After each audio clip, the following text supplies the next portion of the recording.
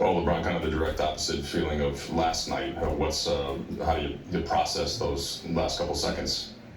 I mean, we put ourselves in position to win.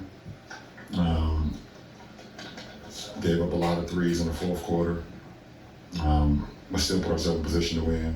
Horrible turnover by myself. Bad miscommunication. Played before that. And AR still hit a big bucket, try to save us, and then Tippy had us one makes a game winner from half court.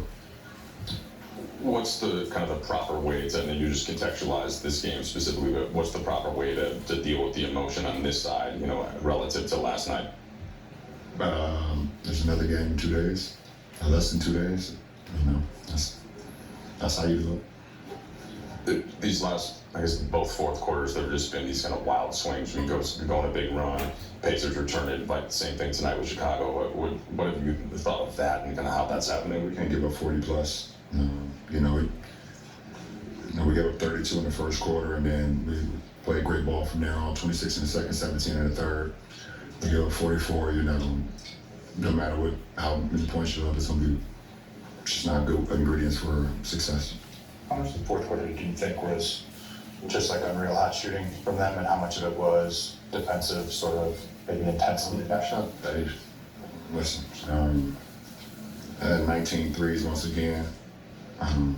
They've been shooting the piss off the balls of late.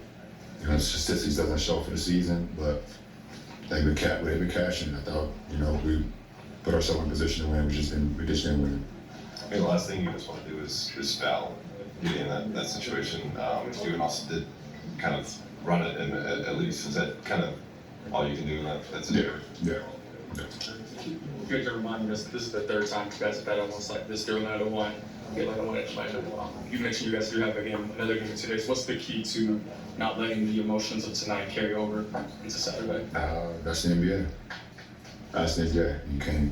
You can't go into a game on Saturday thinking about what happened on Thursday. What did you see defensively in the second and third quarter? We were in tune with the game plan. We executed.